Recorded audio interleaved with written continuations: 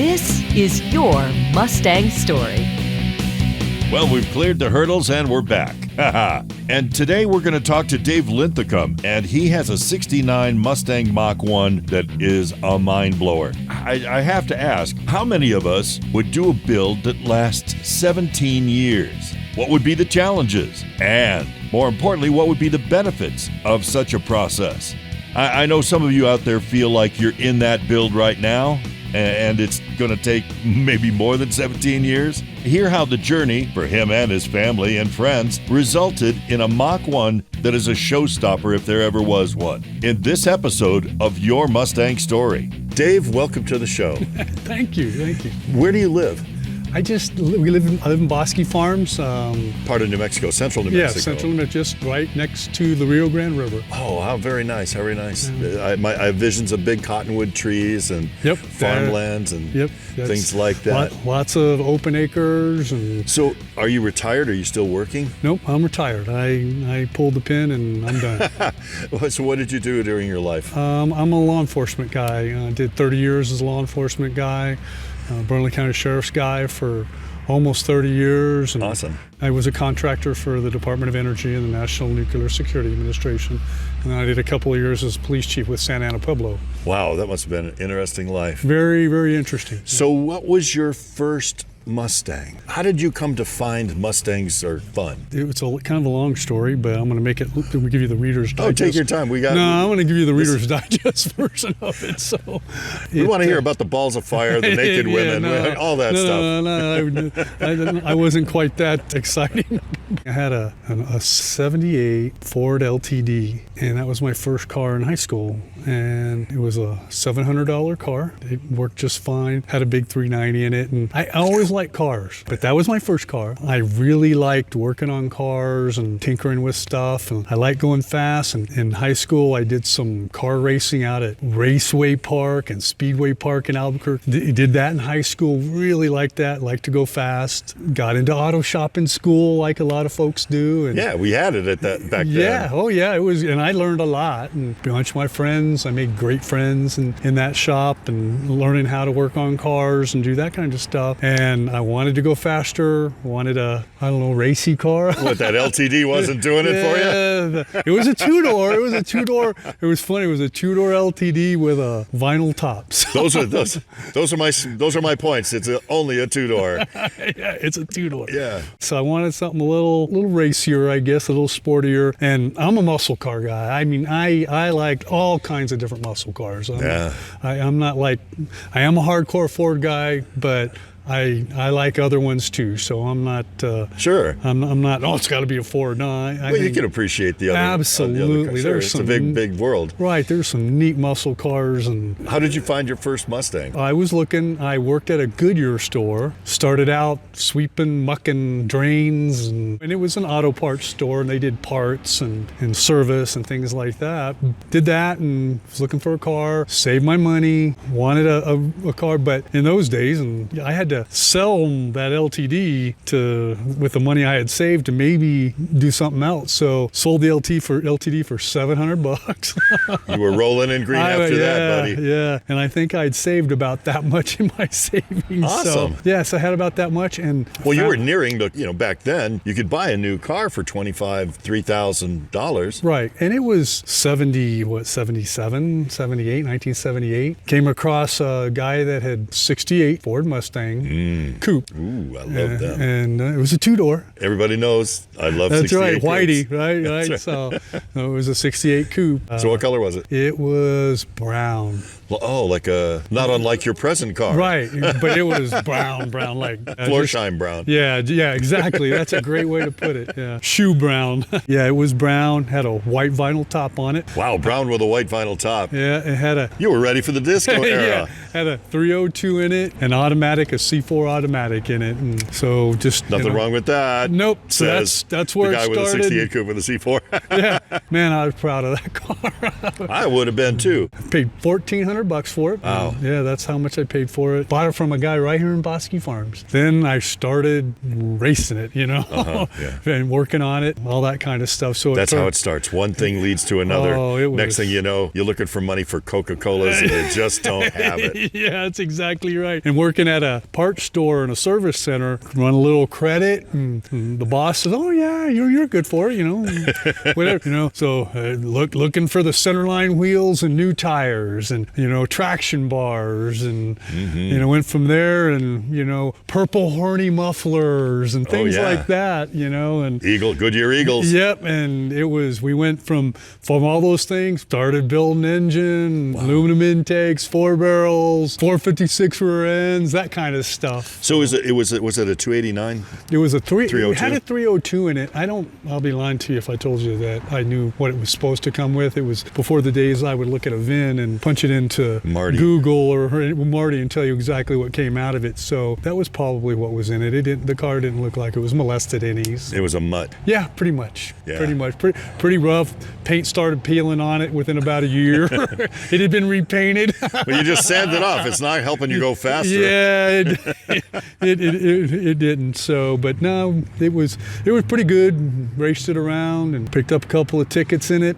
Not a good thing. No. That's really rough on the insurance premiums. And Yeah. I worked my way through high school, moved my way up on the food chain at the service center. Nice.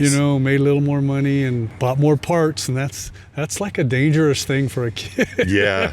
I can put this on credit because You were a fat kid in the ice cream shop. Yeah, it was blew the motor in that original one, racing it around. Those 456 ring gears really is tough on the motor. Kept it short and high revving. Yep, so yanked that out, rebuilt it with some friends of mine, high school friends, rebuilt the motor, did it right, all new stuff. And So what was the end result of this car? It was a bumped up stroke 302 with aluminum intake headers, 4 barrel, 11.5 to 1 pistons. So it was still lightweight, but it was fast as fury. It was fast. Yeah, it was. Redid the transmission, B&M shift kit, torque converter, did the whole shebang, and yeah, it was. It ran pretty good. Yeah, this area has been known for competitive drivers, so strange that he went into law enforcement, but that's okay. Exactly.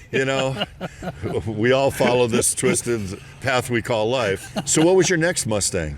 You're looking at it. That's it. That was it. Do you have a name for this car? No, I don't. Wow, it's going to come someday because there's so many, just the trophy stealer, because every time I see this car show up, it's like automatic. Hey, no. Skip the show. Just put the medals in the back of his car. Put the trophies in the back seat, and then we can all go on, get a beer and some lunch. It's a fantastic car. Tell us what it is. It's a '69 Mustang. It's a Mach 1. It's a real Mach 1, not a... It's a real Mach 1. It's not a tribute, I guess is what they call it. That's right. I'd been wanting a Mustang for a long time, and life gets in the way, I guess, is what you could say. You were busy working. Yeah, busy working. Lots of hours, lots of work. Loved every minute of it. Fantastic job. Got to help tons of people. Couldn't have asked for a better job. I had a kid and married and all those kind of things, and started looking in about 2000. I really wanted, and I was kind of open. I'll be honest with you. I wanted a Mustang.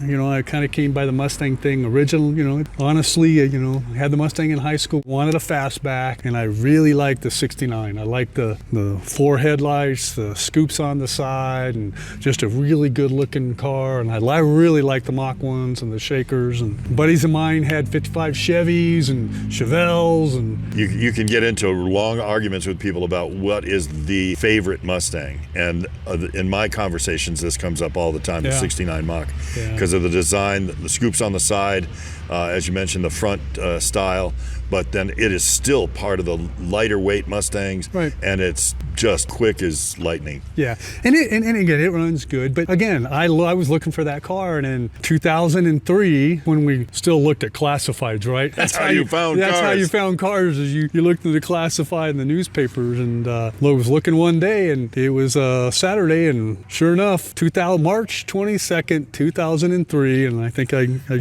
you the so it's 20 years. Yeah, 2003, yeah. There was a little ad in the newspaper that said, I don't know, 69 Mach 1, 5,000 or 4,000, I can't remember what it said. But If you jump over to the YouTube channel, you can see the actual ad Dave still has. It's so cool. I thought that was the greatest thing.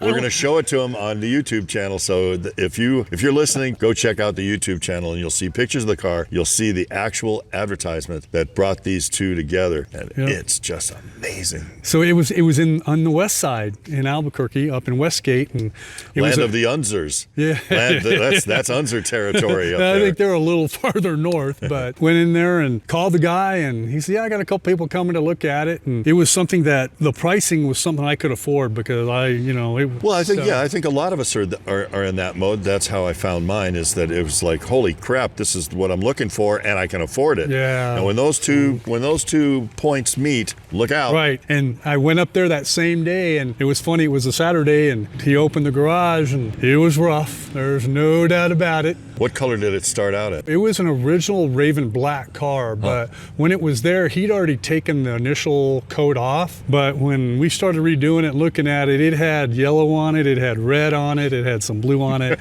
So it had been repainted a few times. How about the mechanicals? Was it a mutt, or was it well, it was kind of a mutt. The transmission was original to the car, the rear end was original to the car, the transmission was the original car. It had a replacement block put in it, and it was a 69 replacement block. So I don't know what happened to the original. I don't know if it blew up or something happened to it, but it ended up with a 69 replacement block and heads in it, and that's what's in it today. Everything else is original on it. The car was in pieces. You know, you hear these same people talk about basket cases. Well, that was a basket case. He truly had milk crates and boxes full of parts. And he had plastic bags inserted inside the milk crates so stuff wouldn't fall through. Brilliant. And everything was out of the, bunch of stuff was thrown in the trunk, and the motor was still in the car. Well, all the accessories and stuff were pulled off, and transmission, rear end were still in the car, but everything was pulled off of it. So you were fixing to make a fortune on milk crates. Well, you know, it's funny because I had redone a Corvette before, and I'd redone a 69 GTA Mustang for my brother. So I had done those before, but those are cars that I had taken apart, taken pictures of, inventoried, put on shelves, and then I knew what needed to be replaced, what new stuff, what I needed to redo. The devil you knew versus the That's right. And I put it, and so I saw that car, and I told my wife, I said, and she asked, she says, "You didn't take this apart?" She says, "Are you sure everything's there?" And I said, "Well, yeah, I think pretty much it's there." And let me tell you what, it was a big time change when you don't take something apart. Yourself. Yeah. So, little things seem to slip away or find themselves in a wrong place. Or a buddy of mine said, "This car is going to nickel and dime you to death." And I'm like, nah, you know, I can do it. And he was right and I was wrong, and so was my wife, and I hate to admit that But in the end, you won. Right. I mean, come on now. Yeah. This car is, I can tell you, having covered events like Bonhams and Barrett Jackson, Russo and Steele, this car stands tall is the phrase I think that is often used. So you're all right, but boy, what a barrel of monkeys to get there. Huh? Oh, and it was a long process. So it's about 17, 18 years in the process. And again,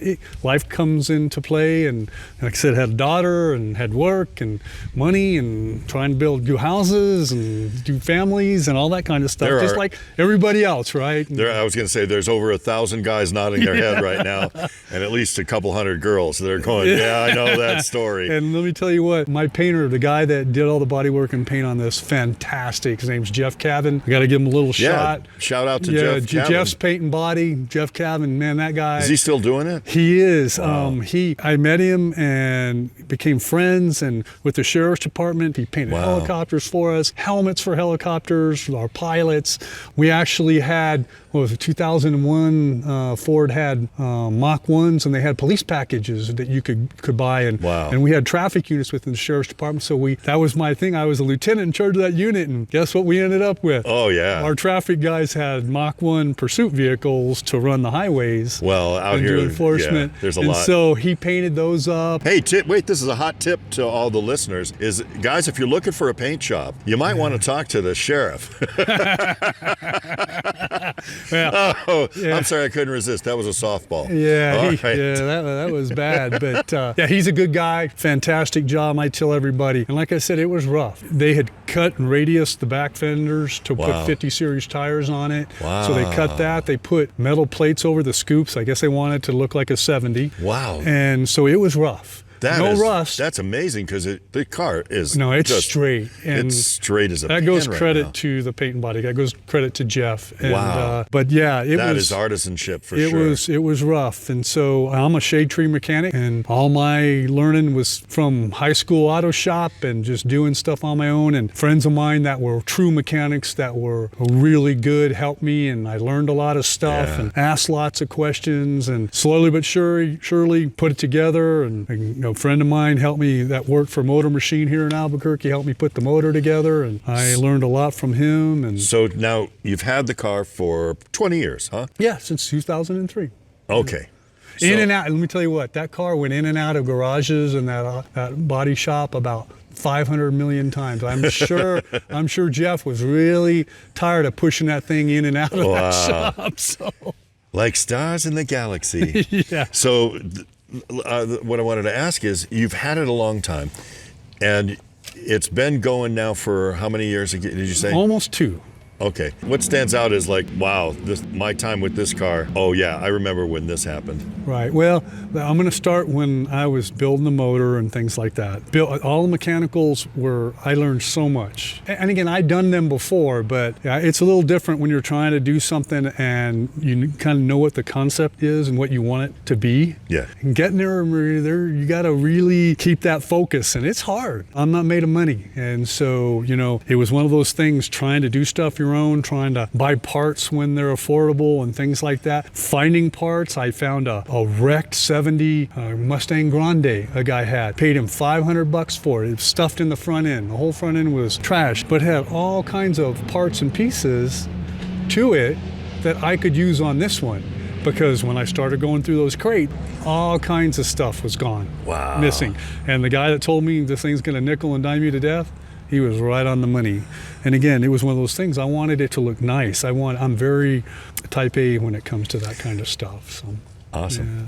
I'm very detail oriented. I knew I had that concept, what I wanted it to Where look I wanted to like. go. But you're faced with the same compromises that we face, Yeah. and the rest of the guys and gals out there face. We have a goal for our cars. Money isn't growing on trees. Gas is $5. Yep. Insurance is going up. So what do? How did you manage to keep the ultimate goal, especially if you guys go look at the YouTube channel? This car is freaking amazing. So your target on the horizon was spot on, because you've brought the car to its ultimate glory. But so how did you get over those compromises? Well, time helped me, believe it or not. When you stretch that kind of stuff out, when you go and tell your wife, I want to spend $700 on this, and you don't do it every other week, maybe, she could, an anniversary or birthday that's it. or something. So, that time thing did help out on some of those things. But she also, my wife Gay, I got to give a shout out to her, and my daughter Peyton. They're super people. They stuck with me not only through my career but through this thing. And this is a long haul. And they share in what this car is, and they really love the car. But as we stretched it out and got those parts, I just I tried to stay focused And consistent to the goal. And tried to, and I think I accomplished it pretty much, to do things right. Make sure stuff was put together. Trust me, I got tired of cleaning parts, and everything's rebuilt. I mean, from the ground up in this car. Air conditioning, heaters. And again, my wife, she laughs about a lot of stuff, but I was putting this thing together one day, and it's one of those things I remember. I'm under it, and I'm looking at it, and I have a tablet, and I'm on the YouTube channel watching somebody put something together, and I'm under the car with it trying to see how they did it, because that's one of those things that I didn't take it off, and I'm trying to put it back together. And she comes comes out and she says, "You have got to be kidding me." She's just laughing. And I'm like, "Yeah, that's how we do these days. You too, man." That's right. Help me out. That's how we do it. That's one of those memories. But anyway, just staying focused and doing it right. And I had a guy at the state fair recently, and trust me, when people tell you that you did a good job or the car looks great, and you're a car guy, Whitey is a fantastic original car. When people that's come my up, '68 coupe for those of you that missed the background. Yeah, but beautiful, by a beautiful car, original paint. I mean, Bob's done a great job of keeping it the way it was born. But when people come up and tell you, "Man, that's a sharp looking car," I really like that car. Spectacular. And it makes you feel good. It makes me feel good to know it. But I had a guy come up and say, I'm a car guy. He says, I look at these. He says, your attention to detail on this thing is fantastic. And I said, well, what do you mean? Because I'm kind of that way too when I look at other cars and things like that. He says, well, when you can go through and look at all the bolts are the same, everything's cleaned up, everything looks exactly the same. There's no mismatched bolts, nuts, scrapes, this and that. He says, you've done a great job putting it together and keeping it that way. And again, that's like, and for me, that was an ultimate compliment. Your Mustang Story returns after this.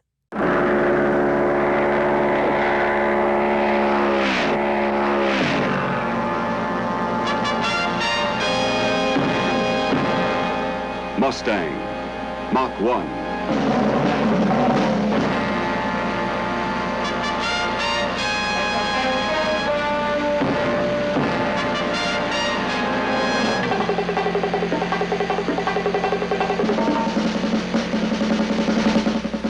Mach 1, special sports performance, sports roof Mustang.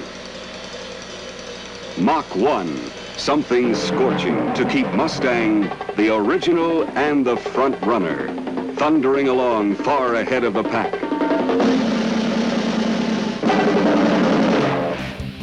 Now, more of your Mustang Story.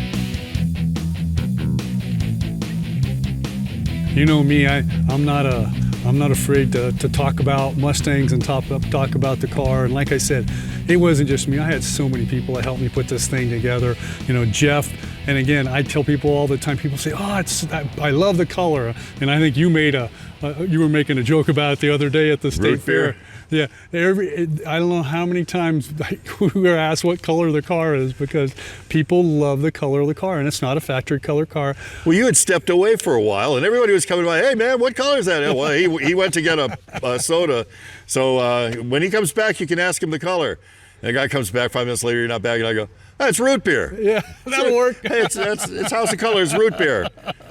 But again, I know a lot of purists, oh man, that's a Raven black car, you should have painted it black. No. Trust me, there was a lot of anguish over after the body work was done, which took forever. Go look on the YouTube channel right now. Yeah, and what color to paint it, and man, it's tough, and I'll be honest with you. It's a flip of the coin to know what the car is going to look like when it's done. I don't care what anybody says. Oh yeah. When you start, well, you keep that focus. You had that focus, that point on the horizon, and you march toward it. I think another cool thing you mentioned in this podcast is the idea that any household can't take a hit for, say, a $3,000 paint job or a $10,000 paint job. Right.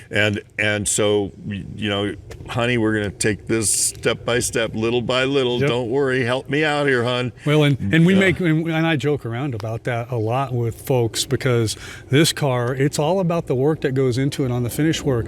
And he did such a great job. And there was more block sanding that went in on this car. And I tell everybody, I said, that movie Karate Kid where they do the wax on and wax off? I mean, that's the way I felt. And this was my car. And I was like, I'm done, man. We can't. And he was a perfectionist. And thank God he did that because the car turned out fantastic. If I say so myself. And yeah, you got to. Very straight. There's no denying it. So let's give him one more shout out. Who is the painter? Jeff Cavan. Jeff's Paint and Body. Jeff's Paint and Body, and it's in Albuquerque? It's in Albuquerque. In Albuquerque. Really good guy, one-man shop. Did a fantastic job. Jim and Jerry Tanny did the interior. It's got a brand new interior. You look at it, it's gorgeous. They did a fantastic job. Rick, a buddy of mine, used to work at Motor Machine. help me with the motor. I had Tad and John, some guys that worked me at work that helped me put the motor in. You know, you can't do stuff by yourself. Yeah. I had lots of friends that helped me, and there are club members I've learned a ton from too on little aftermarket stuff to tweak things. We share little things, even all the way down to fire extinguishers. I don't think you were in on that conversation, but somebody was asking, well, what's the deal with your fire extinguisher in your car? Well, trust me, that's the last thing you want to do on a normally aspirated car that you put together, that you put the wiring harness in. Yeah. If it catches fire, you definitely don't want it to burn down with it. And then again, we all the way down to fire extinguishers. Hey, this is what we like. This is what we don't like. And I'm proud. You know, at the MCA show, no one backed over their fire extinguisher. Yeah, that's a little badge of honor. See, come to Albuquerque, have a really safe and fun show. All right, Dave, we got to wrap this up. So let me just end by saying that at the MCA National, I saw a lot of really, really high-end Mustangs, and I was very proud that your car was representing our club and our region and our city and our state, and it continues to do so. Yep. Again, I am very humbled by that. Again, it's always nice to hear people say they love the car, they love the color, what a fantastic. I mean, that's just icing on the cake. It makes it, for some people, for me, I know a lot of other folks that do them and put them together. It means a lot for somebody to say, hey, good job, car looks good, I love it, whatever it is. So it's very important. And then those awards are always nice too. Yeah, boy, you're gonna have to build an extension on the house pretty soon. My Aunt Stella did that. My Aunt Stella actually had a room for her bowling trophies. I'm telling you, there you go. Polish girl in Cleveland. Yeah, she got bowling trophies everywhere. There you go. So you're next, man. You're gonna have to have a big ass garage to put them all in. Well, it's nice, and like I said, I'm very humbled, and it's always nice. Dave's build took a lot of years in the garage, in one shop, in another shop to build it the right way. So what happened once Dave started to show it? Well, he won some awards, but there's more to it than that, isn't there? You know, we're going to explore what happens when you join the Mustang community, part of MCA or just local shows, in our next episode of Your Mustang Story. Your Mustang Story is a production of Spirited USA, LLC, all rights reserved. The views and opinions expressed on Your Mustang Story are solely those of the participants and do not necessarily represent Spirited USA or its sponsors. Send questions and comments to contact@yourmustangstory.com. Join us next time.